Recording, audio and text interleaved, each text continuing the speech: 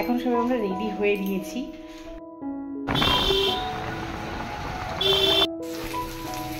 ও অল্প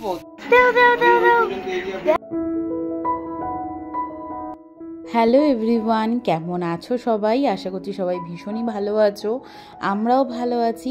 আজ হচ্ছে জামাই ষষ্ঠী, আবার কেউ কেউ অরণ্য ষষ্ঠীও এটাকে বলে থাকে। আমাদের কিন্তু এই একটি মাত্র ষষ্ঠীরই উৎসব। অনেকের থাকে অনেকগুলো ষষ্ঠী থাকে, আমাদের কিন্তু তা না।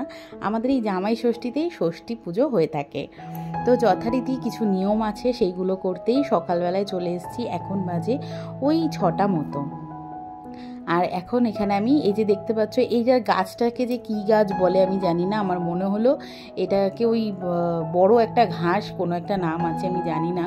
তো এই গাছে আমাদেরকে একটা গিট বাঁধতে হয়, যার যার নামে আমি ষষ্ঠী পুজোটা দিচ্ছি তার তার নাম অনুযায়ী একটা করে গিট বেঁধে তাদেরকে ষাঁট দিতে হয়।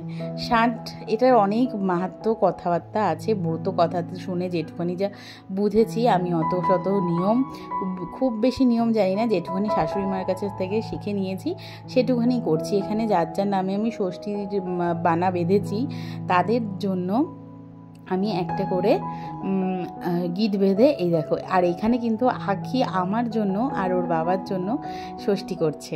আসলে মেয়ে তো মা, আর মা কিন্তু মা হলেই সে কিন্তু ষষ্ঠী করতে পারে।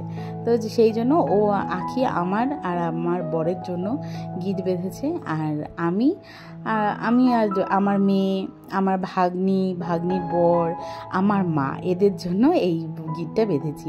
এখানে দেখতেই পাচ্ছ হলুদ রঙের কাপড় দিয়ে এদেরকে, মানে ওই গিটটাতে উপরে একটা ঘোমটার মতো দিতে হয়, দিয়ে তার দিয়ে গঙ্গা জল দিয়ে বা নর্মাল জল দিয়ে স্নান করাতে হয়। আমি কিন্তু ওপরের নিয়ম যেগুলো যা ছিল সেগুলো সেরে অনেকক্ষণ চলে এসেছি। এসে আমাদের চালের গুঁড়ো দিয়ে মা ষষ্ঠীর মূর্তি তৈরি করতে হয়। খুব একটা ভালো পারি না, যেটুখানি যা পারি সেটুখানি দিয়ে কাজ চালানোর মতন। প্রত্যেকবার তোমাদের দাদাভাই একটু হেল্প করে, এবারে আর পারছে না, কারণ আমরা কিন্তু এই পুজো সেরে আবার যাব হচ্ছে মায়ের বাড়িতে। ওই দিকে দেখতে পাচ্ছ, জানি না ওগুলোকে মাছের মতো দেখতে হয়েছে কিনা, ওইগুলো দুরকম মাছ আছে, একটা হচ্ছে শোল আর একটাকে বলা হয় শাল। আমি শাল মাছ জানি না কোথায়, আমি কোনোদিনও দেখিনি, কিন্তু আমার শ্বশুরমশাই আর শাশুড়িমা বলতেন হ্যাঁ হ্যাঁ হয়। তো এই মাছ দুটো বানাতে হয়। এইটা হচ্ছে একটা জীব। তো এইগুলো মানে কি বলতো, একটা ব্রত কথার বিষয় আছে, সেটা আমি সঠিকভাবে অতটা জানি না। যেটুকুনি আমার শাশুড়িমা যেটুকুনি বলেছে সেটুকুনি সেইটা বলে, আর আমি এখানে মানে সঠিকভাবে বলতে পারবো না, তাই জন্য বলছি না। আর এই যে দেখো মূর্তিটা কেমন হয়েছে, আশা করি ভালোই লাগছে। তো তোমরা অবশ্যই কমেন্ট করে জানিও। আর এই হচ্ছে ষষ্ঠী ঠাকুরের ঘর তৈরি করা হয়েছে পাখা দিয়ে। আর এই যে ঘট পেতে নিলাম, আর ওই যে দেখতে পাচ্ছ ওইগুলো হচ্ছে হয়ে নিয়েছি আর বেরোচ্ছি বাড়ির উদ্দেশ্যে। চলো, এই যে ঠাকুর ঘর কমপ্লিট হয়ে গেছে, সব ঠাকুরকে একটু ভোগ দিয়ে রেখেছি। উনি আর এই দুদিন এটাই সেবা নেবেন, এই আর কি। মাগো আসি, চলো। আমি চুড়িদারটা পরে রেডি হয়েছি, গাড়িতে গেলে না শাড়ি পরা যায় না। টাটা ঠাকুর দেখো। জানো তো, আমি যে বাড়িতে যাচ্ছি, আমাদের বাড়িতে কিন্তু ষষ্ঠীর কোনো নিয়ম নেই, শুধুমাত্র খাওয়া দাওয়া। তবুও জামাই ষষ্ঠীতে বাড়িতে যাব, এটাই তো মজার বিষয়। আসলে আমার যখন বিয়ে হয়নি না, তখন আমাদের বাড়িতে এইসব নিয়মগুলো যখন ছিল না, আমি খুব রাগ হয়ে যেতাম। ঠাম্মাকে খালি বলতাম যে তোমাদের বাড়িতে কোনো নিয়ম নেই, আমার একদম পছন্দ হয় না। তো যাই হোক, ঠাকুরকে বলতাম ঠাকুর আমার যে বাড়িতে যে বিয়ে হবে সেই বাড়িতে যেন এই সব নিয়মগুলো থাকে। তো দেখো সত্যি সত্যি কিন্তু ঠাকুর আমার সেই কথাটাই শুনেছে। আর আমরা যেই রাস্তাটা দিয়ে বাড়িতে প্রত্যেক দিন যাই, এত সুন্দর লাগে দেখতে। দু সাইডে দেখো জমি একদম চাষের জমি আছে। আর এইটাই গরমকালে গেলে একরকম দেখতে, শীতকালে গেলে আর এক রকম দেখতে, ভীষণই ভালো লাগে। তাই তোমাদের সঙ্গে একটু শেয়ার করলাম। কথা বলতে বলতে কিন্তু চলে এসেছি লঞ্চ ঘাটে। এটা হচ্ছে নৈহাটির লঞ্চ ঘাট। আর এখানে কিন্তু বড় মায়ের পুজো হয়, তোমরা হয়তো অনেকেই জানো। তো আমি কিন্তু এখনও অবধি যেতে পারিনি বড় মাকে পুজো দিতে। তোমরা কারা কারা এসেছো অবশ্যই কিন্তু কমেন্টের মাধ্যমে জানিও। আর এই গরমে আঁকিকে অন্য কোনো ড্রেস না পরিয়ে আমি বলেছি একটা প্লেন টি শার্ট আর একটা হাফ প্যান্ট পরে চল, গরমের মধ্যে খুবই কষ্ট হয়। আর রোদের তাপ আজকের দিনে সবসময় মানে গরম তো থাকে, বিশেষ করে জামাই ষষ্ঠীর দিনকে। তো আজকে কিন্তু একদম দম বন্ধ করা একটা গরম ছিল। প্রথমে ভাগ্নিকে নেমন্তন্ন করেছিলাম আমাদের বাড়িতেই, তারপরে ভাবলাম এই যে খবরে খালি দেখাচ্ছিল বৃষ্টি হবে, ঝড় আসবে, এইসব কারণে আবারও ফোন করে বলেছি তো দরকার নেই ওই ছোট্ট পুচকুটাকে নিয়ে আমাদের বাড়িতে কষ্ট করে আসার।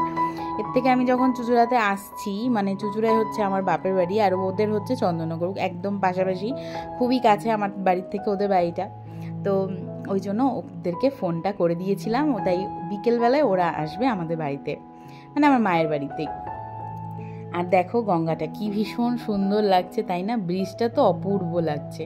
দেখো কথা বলতে বলতে কিন্তু চলে এসেছি এই পারে। আর আমাদের এই বাজারটাতে দেখো সব জামাইদের ভিড়। আমার তো মনে হচ্ছে জামাই ষষ্ঠী শুধুমাত্র যেন এখানেই হচ্ছে। তোমাদের ওখানে যেতে যেতে কীরকম কী সমস্যা হয়েছে অবশ্যই কমেন্ট করে জানিও।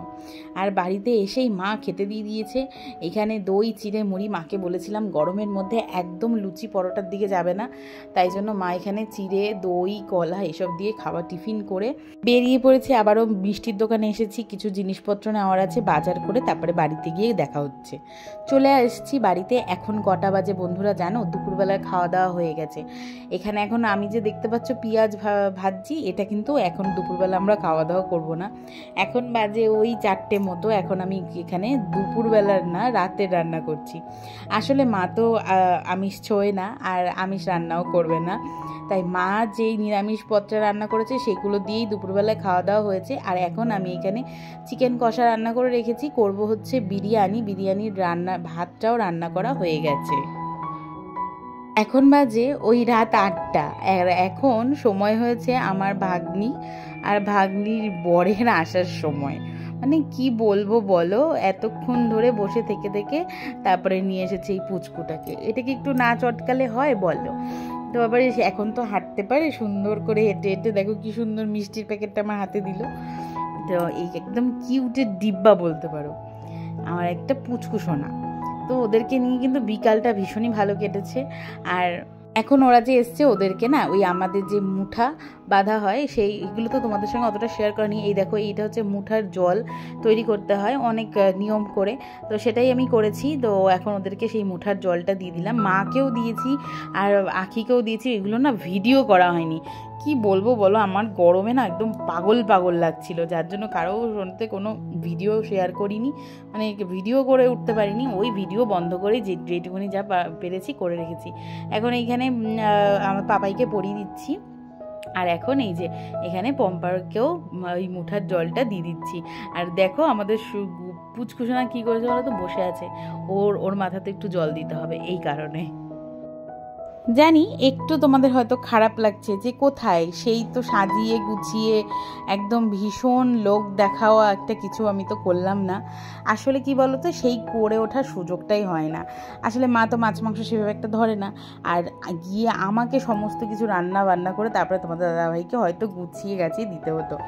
কিন্তু মা যেটুখানি রান্না করছে সেটুখানিও গুছিয়ে গাছিয়ে খেয়েছে। কিন্তু হ্যাঁ, ওইভাবে যেরকম আমরা সোশ্যাল মিডিয়াতে এখন দেখতে পাচ্ছি যে একদম একটার জায়গায় 4টে আইটেম, মানে 50টা আইটেম সাজিয়ে জামাইয়ের সামনে দেওয়া হচ্ছে, সেরকমভাবে কিছু করা হয়নি। তো যাই হোক, সেটা সুযোগ সুবিধা হয়নি, তাই জন্য হয়নি। এখানে রাত্রিবেলা যে বিরিয়ানি আর চিকেন কষা করেছিলাম সেটাই এখন ওদেরকে বেড়ে দিচ্ছি। যাই হোক, আজকের ভিডিওটা তোমাদের কেমন লাগলো সেটা কিন্তু অবশ্যই কমেন্টের মাধ্যমে জানিও। ভালো লাগলে একটা লাইক করে যেও আর অনেক অনেক ভালোবাসা দিও, আর সাবস্ক্রাইব করতে কিন্তু একদম ভুলো না। চলো আজকের মতো টাটা বাই, ভালো থেকো, সুস্থ থেকো, সকলকে ভালো রেখো।